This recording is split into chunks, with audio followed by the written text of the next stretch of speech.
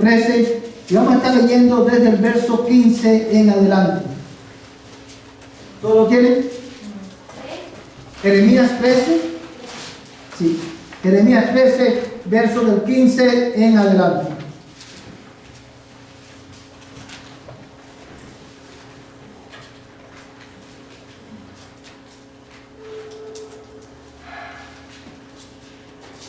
¿Todos lo tienen, hermanos?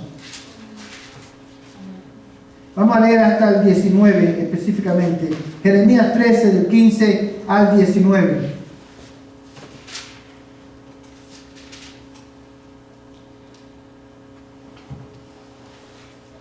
Dice la palabra de Dios de esta manera: escuchen y presten atención, no sean altaneros, porque el Señor ha hablado. Den gloria al Señor su Dios, antes de que Él haga venir las tinieblas y antes que los pies de ustedes tropiecen sobre los montes oscuros, y mientras ustedes estén esperando la luz, Él la transforme en profundas tinieblas, la cambie en densa oscuridad. Pero si no escuchan esto, mi alma sollozará en secreto por tal orgullo. Mis ojos llorarán amargamente y se llenarán de lágrimas, porque ha sido hecho cautivo el rebaño del Señor.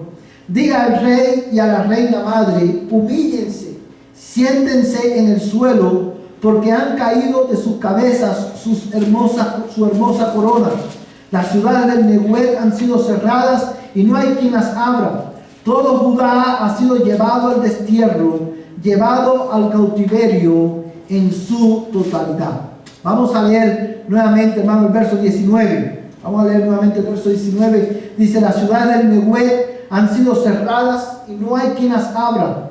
Y todo Judá ha sido llevado al destierro, llevado al cautiverio en su totalidad. Vamos a orar. Padre, en esta noche alabamos tu nombre y te damos gracias porque podemos, Señor, hacer silencio ahora para escuchar tu palabra, para escuchar tu voz, Señor, hablándolo a través de la exposición de la Escritura.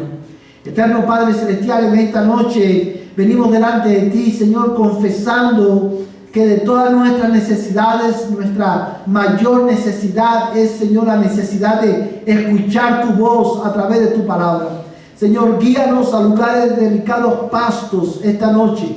Señor, guíanos, Señor, a aguas, Señor, Padre Celestial, a manantiales de agua que sacien nuestras almas, Señor, a través de tu palabra. Yo ruego, oh Dios, en el nombre de Jesús, que tú nos sacies de Cristo esta noche, que tú nos alimentes de ti, que tú abras nuestros ojos para que podamos ver la gloria de tu nombre, oh eterno Dios, revelado en tu palabra. Pero también, Señor, abre nuestros corazones para que podamos entender tu palabra y obre nuestra voluntad para que podamos, Señor, someternos a tu palabra. Yo te lo ruego, oh Dios, en el nombre de Jesús. Amado Padre Celestial, yo te suplico esta noche, te ruego, Señor, oh eterno Dios, que tú prosperes tu palabra en el alma de tu pueblo, en el alma de cada uno de los que le escuchan esta noche. Santifica a tu pueblo, oh Dios, santifica a tu pueblo y salva a los que no te conocen. En el nombre de Jesús te lo rogamos. Amén y amén. Hermanos, esta noche, con la ayuda del Señor, vamos a continuar nuestro estudio acerca de la doctrina de Dios. Y estamos ya por varias semanas hemos estado considerando, hermano, esta parte de la teología bíblica, esta área de la teología bíblica que tiene que ver acerca de la naturaleza de nuestro Dios y estudiar este aspecto de la teología bíblica, hermano, de la teología de la Biblia, nos ayuda a responder a la pregunta: ¿quién es Dios? Y la razón por la cual debemos de responder esta pregunta adecuadamente a través de la palabra de Dios, hermano, a la luz de la palabra de Dios, es porque, en primer lugar, para nosotros poder adorar bien a Dios, tenemos que conocerlo bien.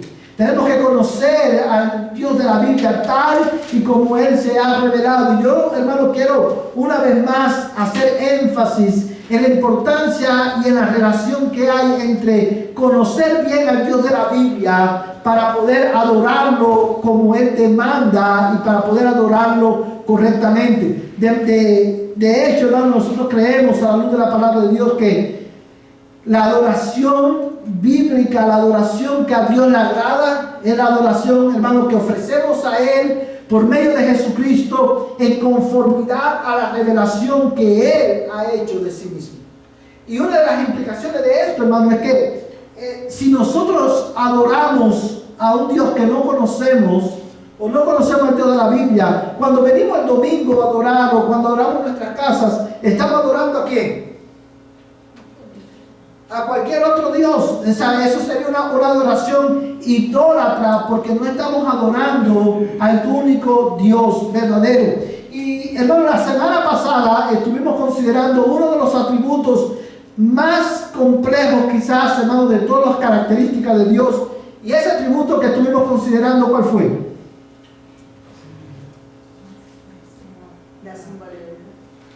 ¿No? Impasibilidad. La impasibilidad de Dios. Dios, hermano, un Dios sin pasiones, la impasibilidad divina. Y este es un atributo, amados hermanos, que digo que es uno de los más complicados para nosotros poder entender como seres humanos, porque nuestra mente es como limitada. Ahora, ¿qué significa, hermano? Quiero enfatizar para ustedes esto. ¿Qué significa que Dios no tiene pasiones? Y el concepto, aquí fue donde nos quedamos la semana pasada, vimos la definición de este atributo. ¿Qué significa que Dios no tiene pasiones? ¿Qué significa la impasibilidad divina? Bueno, eso significa, hermano, que Dios no sufre. Dios no sufre cambios. Dios no puede ser afectado por algo externo, ni su estado interno puede cambiar para bien o para mal. Dios es un Dios impasible. Y yo quiero, hermanos, a enfatizar el hecho de continuar esta noche con lo que vamos a ver. Quiero enfatizar el hecho de que la impasibilidad divina no significa que Dios no actúa o Dios es indiferente al pecado o a las acciones de los hombres, ¿verdad? Cuando decimos que Dios no tiene pasiones, es que Dios, hermano, no sufre cambios en sus afectos. Nosotros sufrimos cambios en nuestros afectos porque nuestros afectos responden ¿a qué? A circunstancias. Por ejemplo, si se te muere un familiar, ¿cuál es la emoción que usted siente? Tristeza. ¿Por qué usted siente tristeza? Porque hay una circunstancia que te hizo cambiar de estado de ánimo. Tus emociones fluctúan en dependencia de las circunstancias. Si por ejemplo, si usted llega a las hermanas que llegan a la casa, y las que no trabajan en la calle también, llegan a la casa y usted se encuentra que su marido, su esposo le compró un ramo de flores, o le hizo comida, o le invitó a comer ese día para que usted lo cocine, ¿usted se siente cómo? Se siente bien. Eso puede hacer una diferencia. A los hermanos que están aquí, los hombres que están aquí, hermano, como dicen los americanos, take the hint, y en esta semana invita a tu esposa a comer o compra un ramo de flores. Pero en fin, usted después de un día largo de trabajo, usted llega a la casa, usted se encuentra con ese escenario y usted se siente cómodo, se siente satisfecha, se siente bien. ¿Por qué? Porque usted está respondiendo a una causa.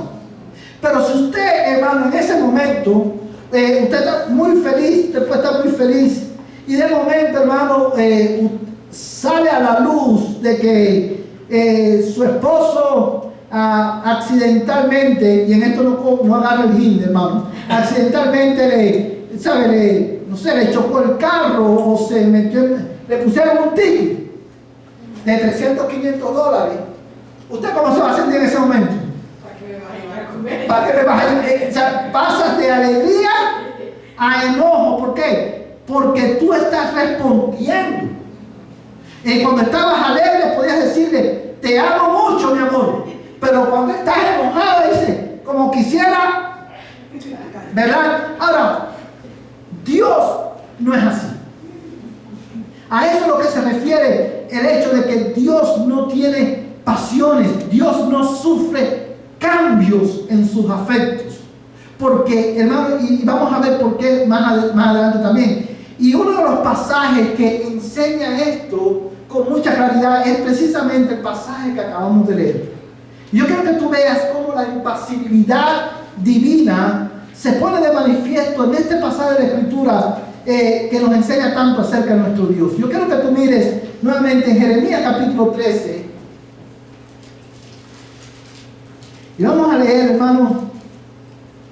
Vamos a leer, para que tenga el contexto, vamos a leer desde el versículo 12.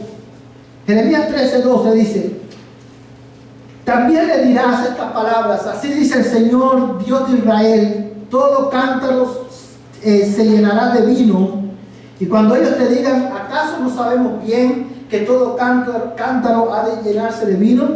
Entonces les dirás, así dice el Señor, voy a llenar de embriaguez a todos los habitantes de la tierra, a los reyes sucesores de David, que se sientan sobre su trono, a los sacerdotes, a los profetas y a todos los habitantes de Jerusalén.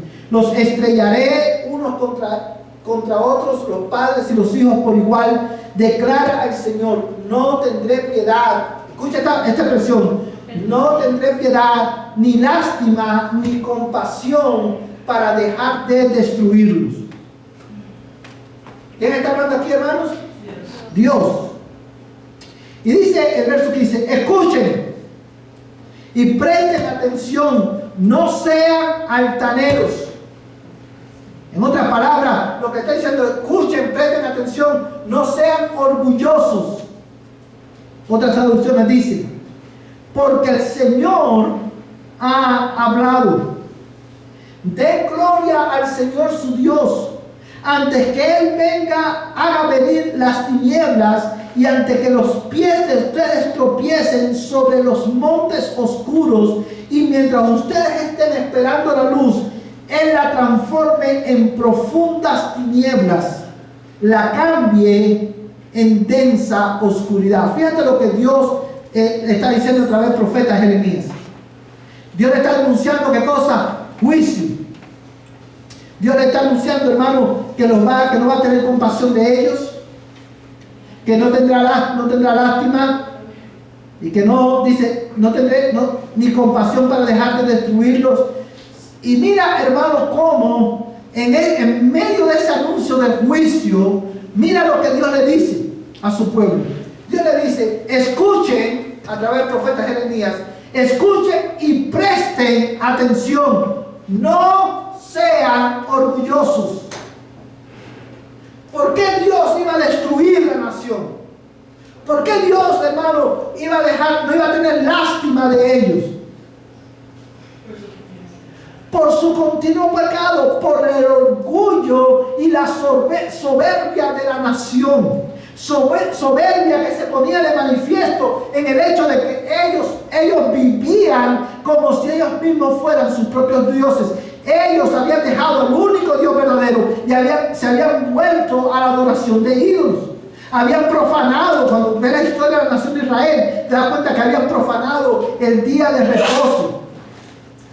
Hermano, by the way, como dicen los americanos, y esto es un comercial no pagado, pero una de las expresiones más sutiles del orgullo y la soberbia del hombre, yo creo que mencionaba esto el miércoles pasado o el domingo pasado, es precisamente nuestra renuencia a guardar el día del Señor. Cuando usted rehúsa guardar el día del Señor y separar ese día para Él, hay dos statements, dos declaraciones que usted está haciendo, por no decir tres. La primera, mi alma no necesita a Dios. Hay otras cosas más importantes que tengo que hacer. Mi alma no necesita a Dios. Dios no es el primer lugar en mi vida. Lo segundo que estamos diciendo, hermano, es yo soy más sabio que Dios. Yo no necesito descansar. Yo no necesito decido descansar. Son dos, hermano, nuestras acciones son declaraciones que hacemos delante de Dios. O sea, esa renuencia a observar el día del Señor y dedicarlo a la adoración a su nombre, a profundizar en su palabra, a discipular, a extender su reino entre los hombres, discipulando a otro hermano, es una expresión de arrogancia, y ese es el problema de la nación de Israel. Tal es así que cuando, yo creo que ustedes entienden, hermano, el contexto de este pasaje, tal es así que cuando ellos van a la cautividad, a la cautividad, ¿saben por qué? Porque ellos profanaban una y otra vez el día del Señor, entre otros pecados. Dios los lleva a la cautividad. Cuando Dios los trae de regreso a la tierra, bajo el ministerio de Nehemías se da cuenta que el pueblo, por el mismo pecado que Dios lo había llevado a la cautividad y había destruido a Jerusalén, por ese mismo pecado lo estamos cometiendo de nuevo. Ahora, Dios le dice, no va a tener compasión. Cuando usted dice, hermano, cuando usted ve en ese pasaje, en el verso 14, que dice, los estrellaré unos contra otros, los padres y los hijos por igual. ¿Por qué dice los padres y los hijos por igual? Porque tanto los padres como los hijos eran igualmente culpables delante de Dios. Dice, los padres y los hijos por igual. Declara el Señor, no tendré piedad, ni lástima, ni compasión para dejar de destruirlo.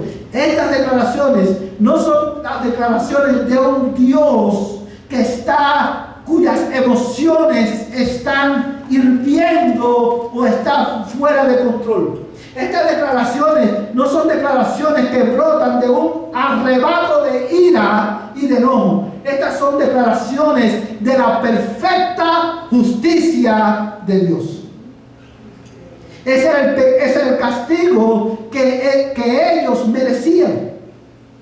Sin embargo, en el versículo 15 vemos, hermano, cómo la compasión, la justicia de Dios no invalida la compasión de Dios, pero la compasión de Dios no invalida su justicia. Él dice, escuchen y presten atención. Hermano. Una manera que yo veo la impasibilidad de Dios es con respecto al ser humano. Por ejemplo, una persona que roba, la señalamos más que a una persona, nosotros los seres humanos, que una persona que cuenta mentiras.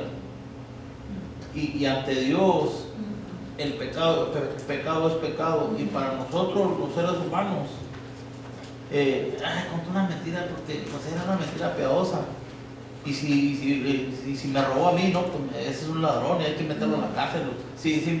Ahí ve cómo el Dios, para Dios es pecado, y para nosotros los seres humanos sí tendemos a tener una tendencia de parcialidad, pues. Exactamente. Y eso, hermano, porque la justicia, la rectitud y la santidad de Dios es impasible, no cambia. Ahora, y muy buena observación eso, hermano. Ahora, yo creo que tú sigas leyendo conmigo en este pasaje, porque creo que tú ves el contraste. Dice, escuchen y presten atención, no sean altaneros, porque el Señor ha hablado. Hermano, mira cómo la misericordia, este pueblo había sido orgulloso, había respondido con arrogancia a la palabra de Dios. Sin embargo, Dios continuaba hablando a su pueblo y diciéndole, presten atención, escuchen, Dios ha hablado.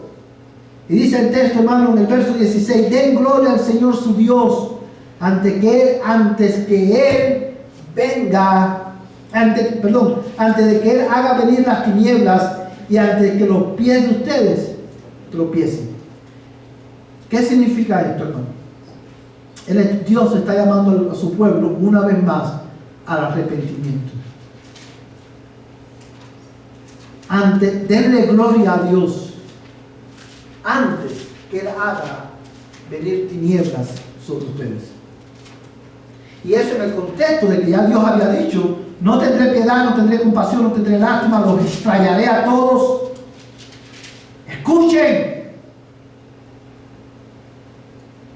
Presten atención, denle gloria, pero sigan leyendo. Dice, mira hermano el verso 17. Pero si no escuchan esto, mi alma sollozará en secreto por tal orgullo. Mis ojos llorarán amargamente y se llenarán de lágrimas, porque ha sido hecho cautivo el rebaño del Señor. Aquí en esta porción, el versículo 17, está hablando el profeta Jeremías, y Jeremías está respondiendo a la alerta, a este anuncio de juicio. Y vemos, hermano, lo vemos porque él empieza a hablar, hermano, en primera persona. Hasta aquí está hablando en tercera persona. Él dice, hermano, en el verso, una vez más, en el verso 15, escuchen y presten atención porque no sean altaneros. ¿Por qué? Porque el Señor ha hablado.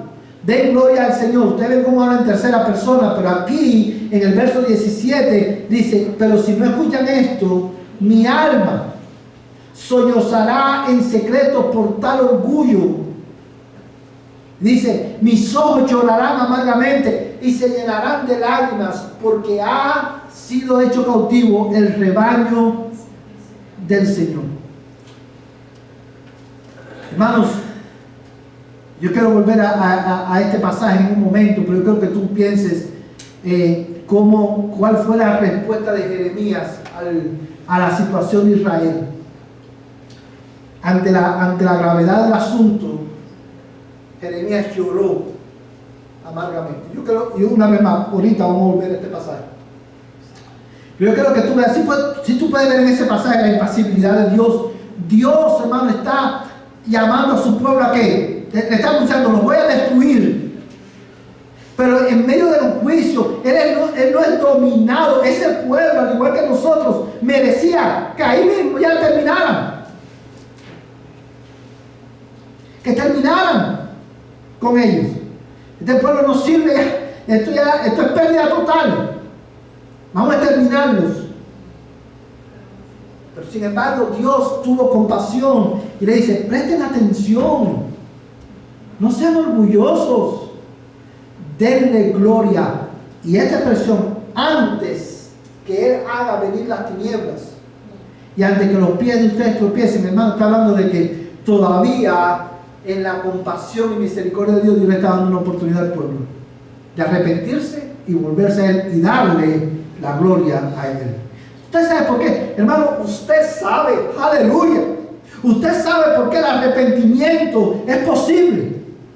Porque Dios es impasible. Si Dios no fuera impasible, no hubiera oportunidad de arrepentimiento. Porque si Dios fuera dominado por sus afectos, si sus afectos sufrieran cambio, no iba a haber chance para que ningún ser humano sobre la faz de la tierra se arrepintiera.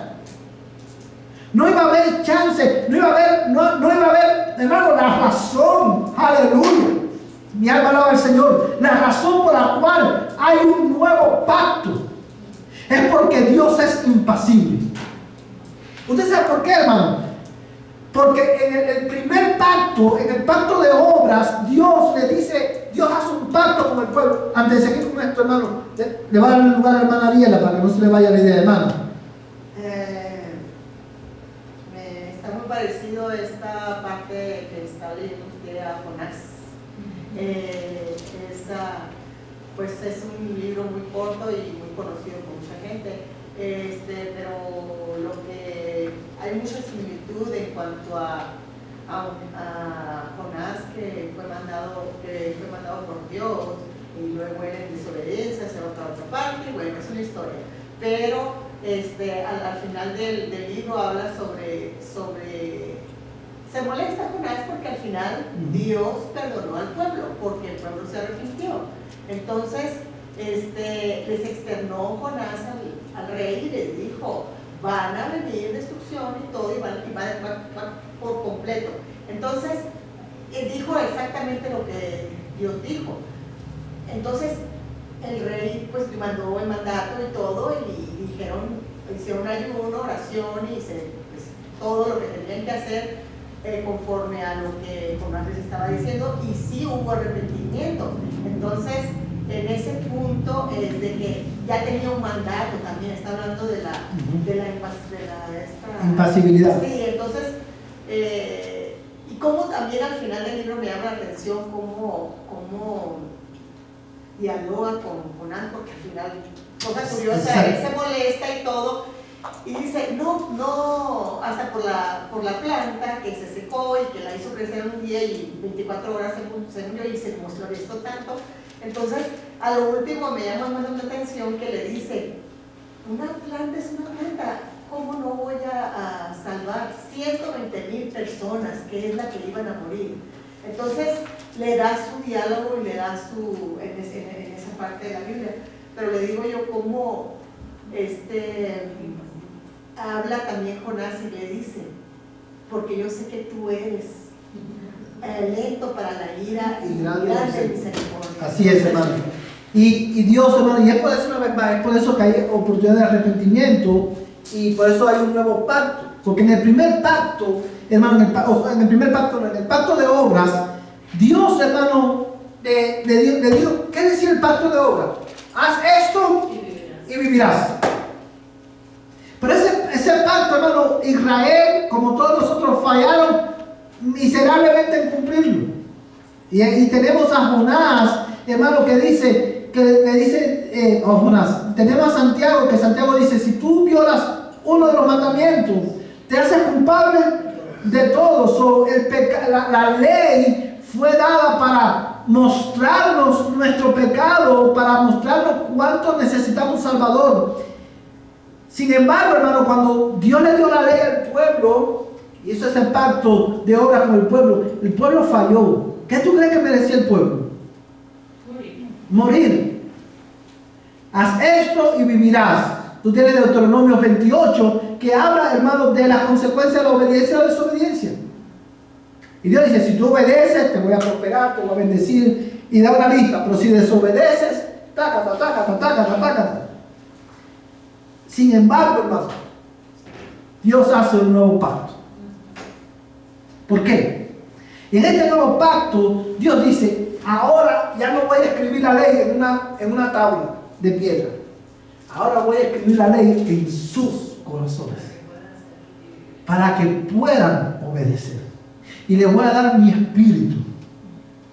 Y nadie ya enseñará a ninguno a su hermano diciendo, conoce al Señor, porque todos me conocerán. Hermanos, el nuevo pacto que Cristo confirmó con su muerte en la cruz del Calvario, en virtud del cual tú y yo estamos aquí hoy, fue posible porque Dios es impasible. A Él sea la gloria. Ahora, yo creo que tú mires, hermano, cómo, y esto es lo que quiero ver con ustedes esta noche, en los pocos minutos que me quedan. Hermano, yo quería ir a la Biblia, porque yo quiero que tú veas cómo uno interpreta la Biblia a la luz de los atributos de Dios. Y cómo la Biblia misma, estos atributos no salen de la nada, salen de la palabra de Dios. Dios no sufre cambio en sus afectos, ni en su...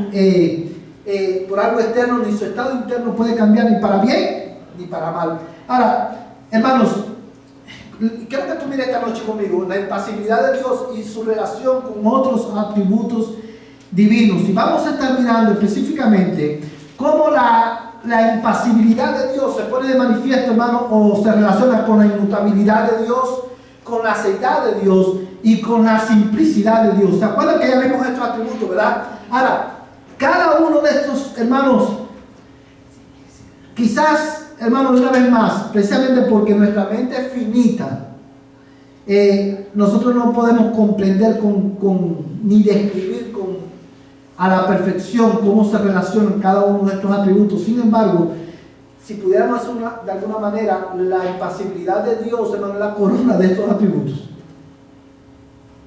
Dios es impasible porque Dios no cambia, porque Dios es inmutable, sus afectos son inmutables, no cambian. ¿Se recuerdan el pasaje de Miqueas que leímos la semana pasada? Miqueas, capítulo 3, que decía, hermanos, ¿cómo dice, qué le dijo Dios a través del profeta a su pueblo? Porque yo no cambio. Ustedes no han sido destruidos. O sea, ahí está, Miqueas está hablando, hermanos, de la impasibilidad de Dios en términos de la inmutabilidad de Dios. Porque yo no cambio. Ustedes no han sido destruidos porque mis afectos no cambian. Porque si mis afectos cambiaran, hermanos, todos estuviéramos destruidos. Y esto es importante que lo tengamos en cuenta, porque cuando leemos hermano, cuando la Biblia dice Dios es inmutable, Dios es el mismo ayer, hoy y por los siglos. Sí, está diciendo, nosotros muchas veces nos quedamos en que, si Dios no cambia, pero ¿qué significa eso? Que sus afectos no cambian. Él es el mismo, sí, Él es el mismo, Él no cambia. Pero eso implica que sus afectos tampoco cambian. Él sigue siendo justo. Él no tiene con una noción de justicia. Él es justicia. Él es amor. Él es ira. Y como veíamos, hermano, cuando hablamos de la simplicidad de Dios, que Dios no está compuesto. Dios no es la suma de sus atributos. Dios no es la suma de amor, misericordia, compasión, justicia, más omnipotencia, más omnisciencia, más omnipresencia, es igual a Dios. No. Dios es la existencia de todas las cosas. En Él existen todas las cosas porque Dios es simple. Dios no está compuesto por partes ni pasiones. Amados hermanos, Dios tiene aceidad. Eso significa que Dios no depende de nada ni de nadie. Él es autosuficiente en sí mismo. Y por esta razón, Dios es impasible. Y yo quiero que tú lo veas en la Biblia. Yo quiero que tú mires conmigo Nehemías capítulo 9, verso del 5 al 6.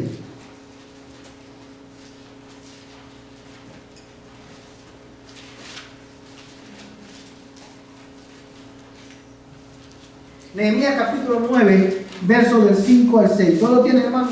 Hermano, que lo tengan, por favor, que lo lean. Nehemías 9, verso del 5 al 6.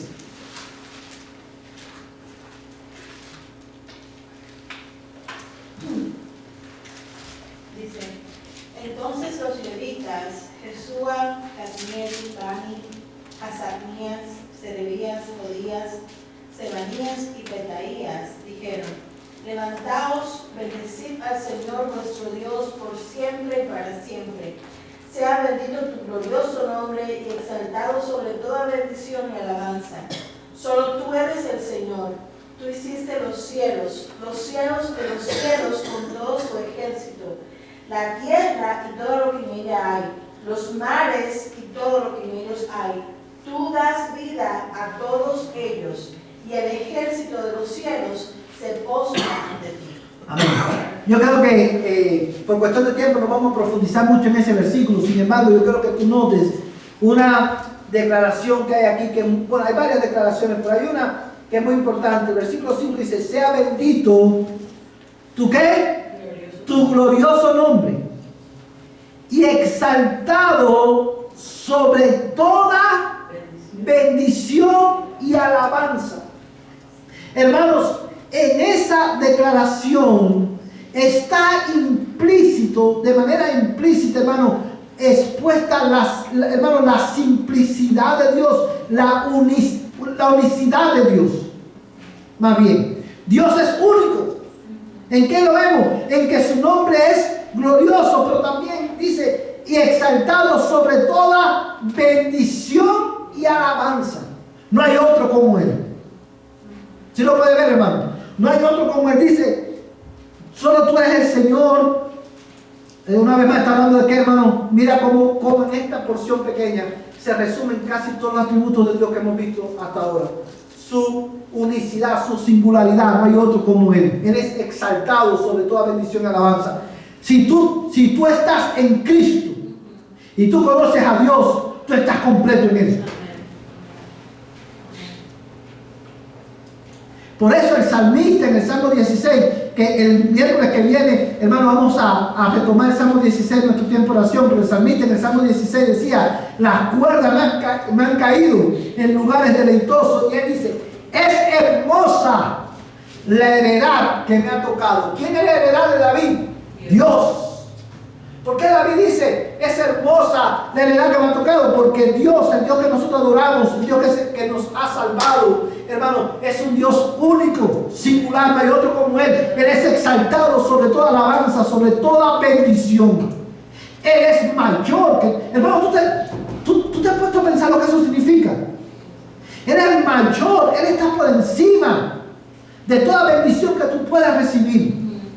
Sanidad, sustento, trabajo, familia, compañía, todo lo que tú necesites, todas las bendiciones habidas y por haber, Él es mayor que eso. Amén. Si tú tienes a Dios, tú no tienes todo, Él es suficiente. Amén.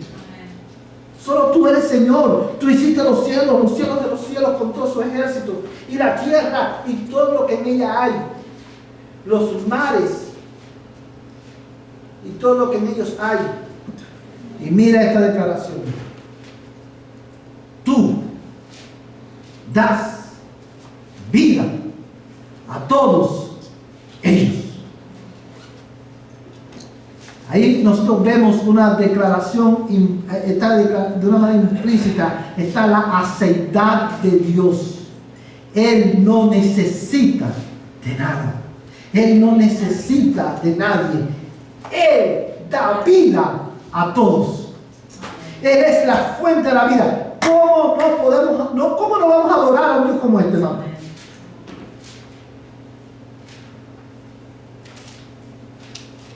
Mira conmigo, hermano.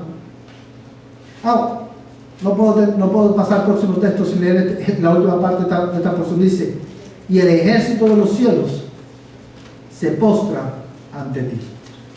¿Tú sabes cuál es la respuesta adecuada al hecho de que Él es el único Dios, que no hay otro como Él y que Él da vida a todos? Adoración. Por eso, Dios le dijo al pueblo a través de Jeremías: escuchen, presten atención, no sean orgullosos. No sean arrogantes, no sean altivos, porque Dios ha hablado. Este Dios, hermano, singular, único, se ha dado a conocer. Y la respuesta adecuada es darle gloria a Dios con tu vida. No solamente el domingo cuando vienes al servicio, no solamente el miércoles, tu vida debe ser una expresión constante de adoración al único y verdadero Dios, porque Él es solo el Señor. Qué arrogancia más grande fallar en adorar al Dios nuestro. ¿Tú sabes lo que eso implica, hermano? Eso implica que Dios es digno de que tú le adores cuando Él te da todo lo que tú le pides. Cuando tú miras tu vida y tú puedes decir, como quizás dijo aquel hombre, pero desde otra perspectiva, evidentemente, pero cuando tú puedes decir, mirar alrededor tuyo y decir, alma mía, muchos bienes tienes, has alcanzado el sueño americano, tienes todo lo que, nada te falta. En ese momento, en ese tiempo, Dios es digno de que tú le adores, porque todo lo que tú tienes viene de su mano. Él da vida a todos.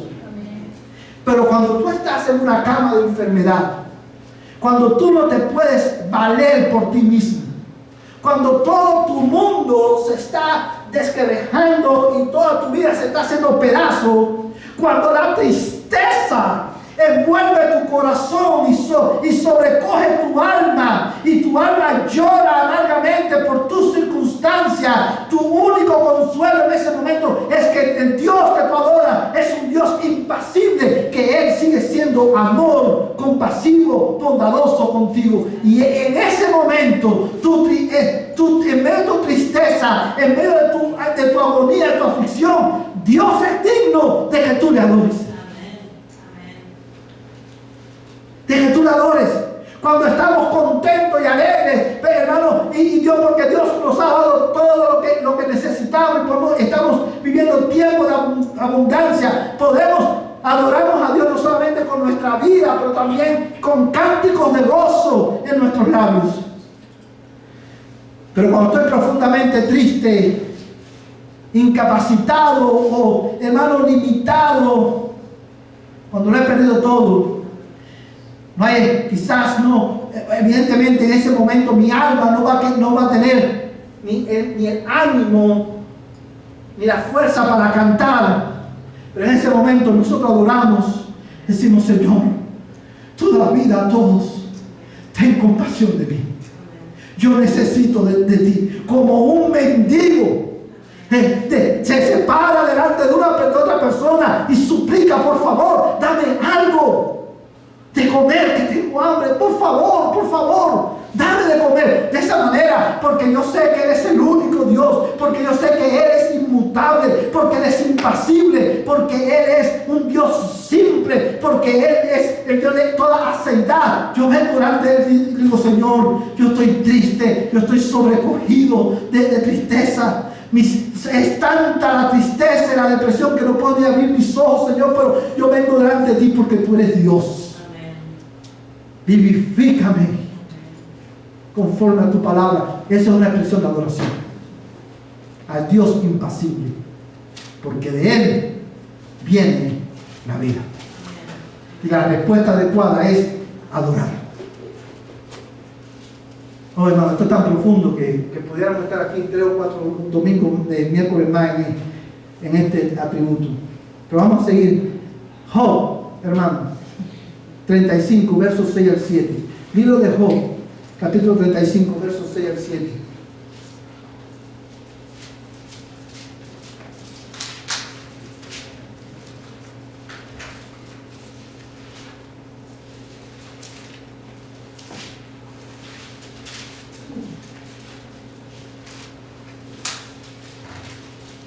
Amén.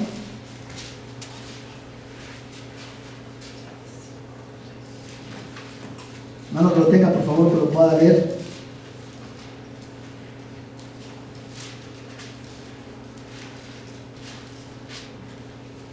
¿35, 35, versos 6 y 7. Si has pecado, ¿qué lograrás tú contra él? Y tus transgresiones son muchas, ¿qué le haces? Dice, Sí, hermano, si sí. eres justo, ¿qué le das o qué recibes? Él de tu mano, o qué recibe él de tu mano.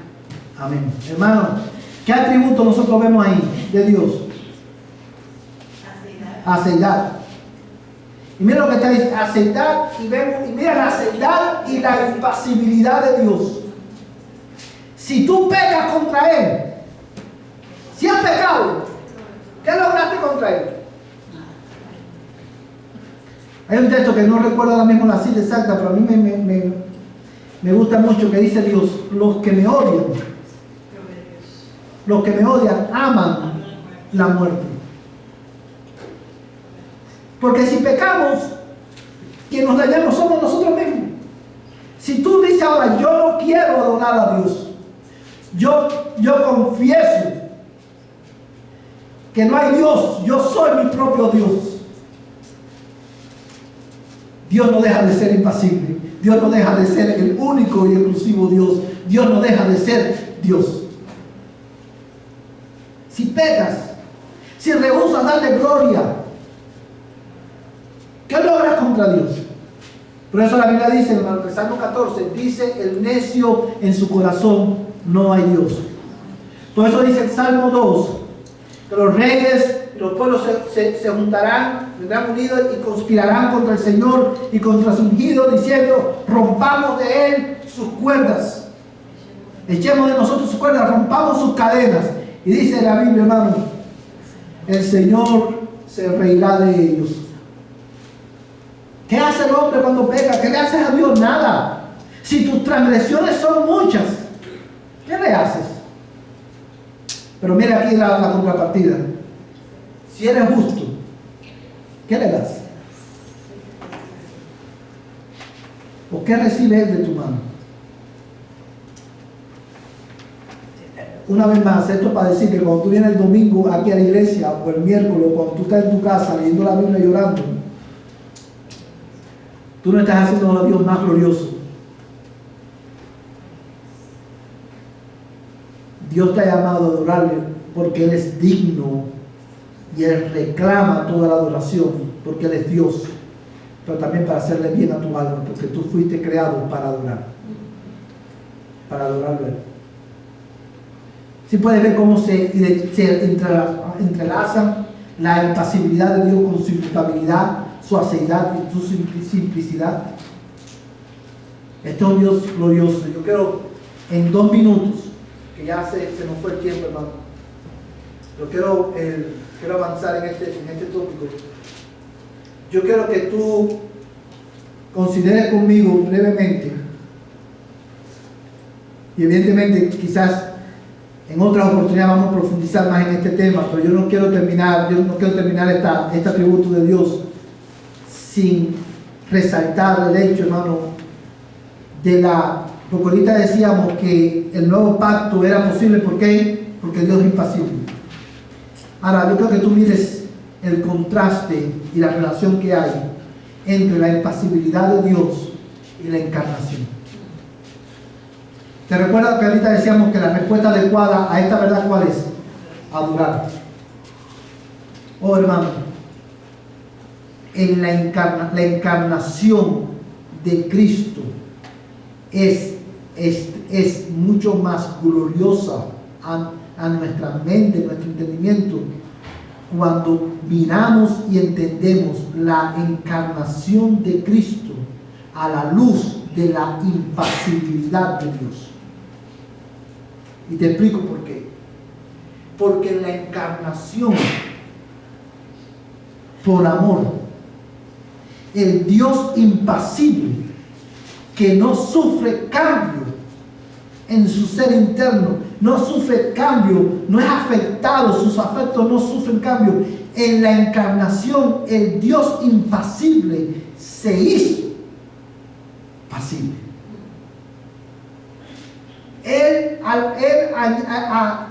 Hermano, al tomar nuestra humanidad sobre Él, se hizo hombre.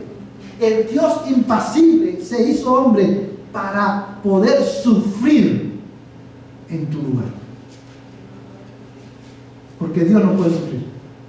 Pero en Cristo, Él tomó nuestra humanidad para ocupar nuestro lugar. El Dios, hermanos, el Dios incomprensible se revela a nosotros para que podamos comprenderle. Y el Dios impasible en Cristo se hace pasible para ocupar nuestro lugar y sufrir el sufrimiento que tú y yo merecíamos. Mira, hermano, conmigo, algunos textos de la Biblia. Vamos a leer Hebreos 2, versos 9 al 10.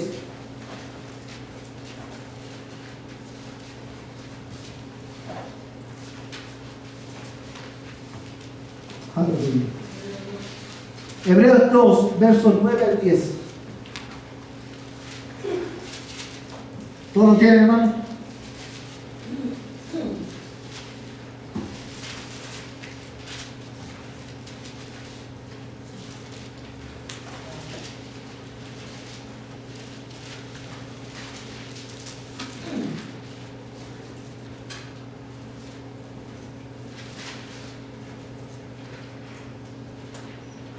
Todos lo tienen, hermanos. Ahí dice la palabra de Dios de esta manera. Hebreos 2, del 9 al 10. Dice, yo lo voy a leer, dice: pero vemos a aquel que fue hecho un poco inferior a los ángeles, es decir, a Jesús, coronado de gloria y honor, a causa del padecimiento de la muerte, para que por la gracia de Dios probara la muerte por todos.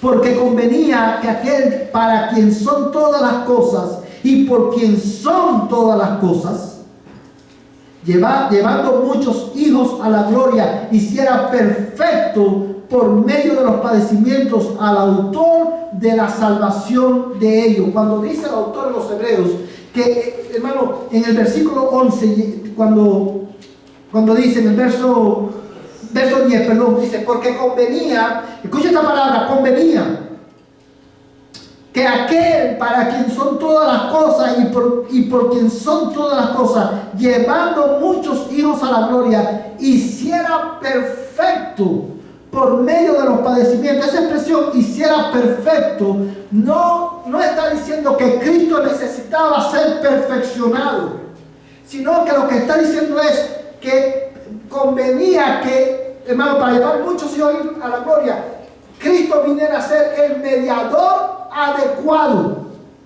el mediador perfecto, adecuado.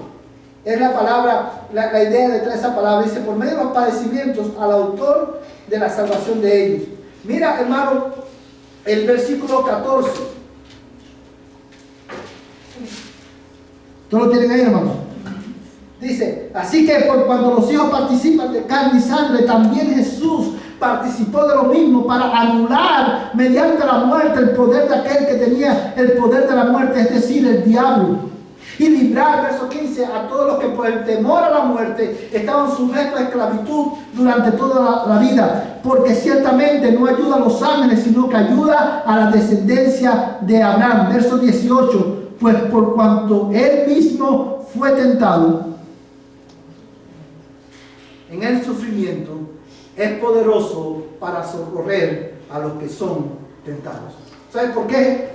Porque en Cristo el Dios impasible se hizo pasible para nuestra salvación. Y quiero terminar con esta expresión, hermano, de Kevin de Jong, pero antes de poner esta expresión en pantalla, yo quiero decir, ¿se recuerda cuál fue la respuesta de Jeremías? Lloró amargamente, porque la hija de Jerusalén había sido hecho cautiva. Es un pasaje que nos describe la gravedad del pecado y las consecuencias tan horribles del pecado. El pecado es tan grande, tan grave, tan horrendo, que era para librarnos del pecado y de la maldición del pecado, fue necesario que el Dios impasible se hiciera pasible. Lo cual nos recuerda que ninguno de nosotros es suficiente para salvarse a sí mismo. Oh pecador, si tú estás aquí en esta noche y tú no tienes a Cristo, tú estás fuera de Cristo, yo te ruego, ven a Cristo hoy. Acércate al Dios impasible que se hizo pasible para que por medio de Él tú tengas vida eterna y salvación. Ven a Él, cree, pon tu fe en Él, rinde tu vida a Él por la fe y arrepiéntete de todos tus pecados para que Dios te perdone y te dé vida eterna. Y si tú estás en Cristo, adórale, proclámalo, sírvele, vive para Él. Pensando en este atributo de Dios, hermano, Kevin de Jong decía, Kevin de Jong es un teólogo y pastor presbiteriano, y él dice, nuestra esperanza en la muerte es que el inmortal murió, y nuestro consuelo en el sufrimiento es que en la encarnación el impasible fue hecho pasible por nosotros. A Él sea la gloria en la iglesia y en toda la creación. No hay otro como Él. Vamos a ponernos en pie y vamos a terminar en oración. Padre amantísimo, en esta hora no podemos hacer otra cosa que adorar tu nombre, porque tú eres inmutable, porque tú eres impasible, porque tú eres el Dios de toda